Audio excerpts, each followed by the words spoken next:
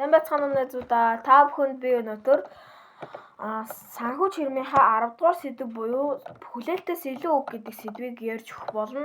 Тэгээд энэ сэдв дээр нь болохоор санхүү чирм маань болохоор ингээд гэр бүлийнхээ хамтаар цагаан сараа тэмдэглэх гээд бэлдээд байж идэг байхгүй юу.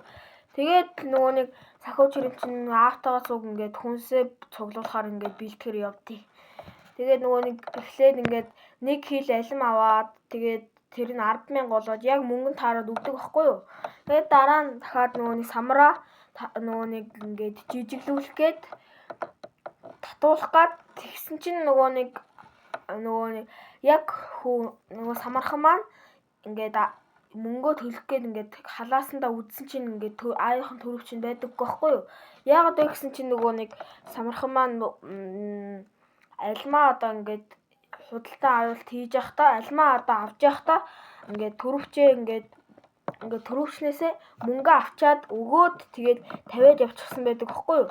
Тэгээс санхүү чирмэнд яагаад ингээд аав нь өөр авахгүй санхүү чирмэнд өгсөн бэ гэсэн чинь санхүү чирм өөрөө ингээд аваад явъя гэж ааваасаа гуйсан байл та. Тэгээд тэгсэн чинь аав нь зөвшөөрөөд тэгээд нөгөө санхүү чирм маань хайцсан гэдгээ бүх одоо ингээ халааснаа үдснийхаа дараа ингээ мэдэрч байгаа байхгүй юу. Тэгээд яана гэд бодсон чинь нөгөө нэг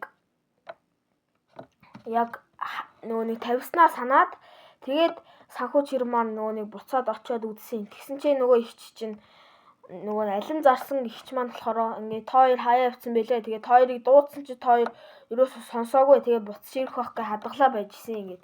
Тэгээд нөгөө хоёр чинь аваад тэр ихчэд баярлсан талхаснаа илэрхийлээ. Тэгээд цааш явдаг байхгүй юу. Тэгээд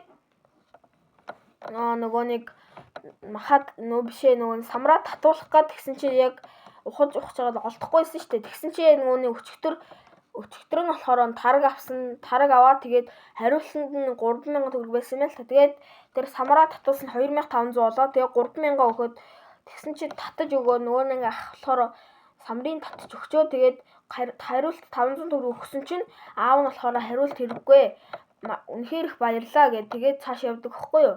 Нөгөө чинь төрөвч авчаад тэгсэн тэр ах ингээд хойно ингээд үнэхээр их баярлаад үлддэг.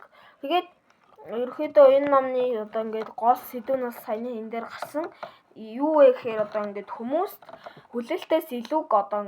хүлээлтээс илүү өгнө гэдэг нь яг тодорхой яг ингээд юм чинь юмны үнэ ингээд заасан байгаа шүү дээ. Тэрнээс ингээд илүү ингээд боломж бололцоогоор тийм хэд илүү одоо чи ингээд 10,000-аар юм авлаа гэж бодоход бүр тийм 100,000-аар худалдаж авна гэсэн үг биш.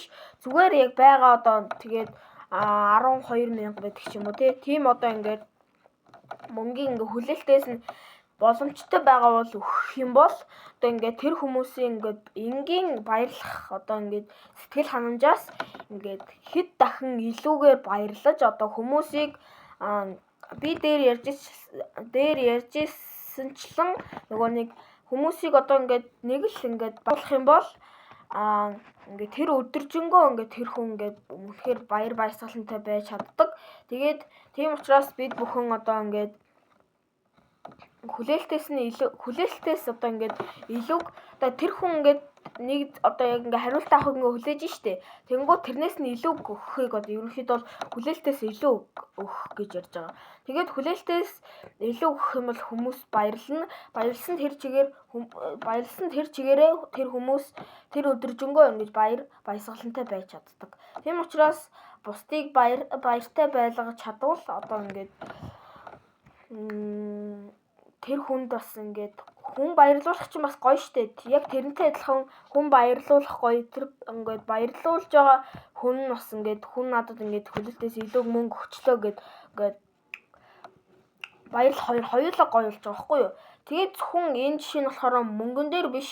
Чи найздаа яг чихрээ тэнцэн хувааж авах гэж байхдаа нэг чихрийг өөрөөсөө илүү гаргаж өгөх жишээний одоо ингээд ямар ч зүйл дээр юмыг илүү одоо ингээд хүлээлтээс нь илүү өгөхийг хүлээлтээс илүү өгөх гэж байгаа.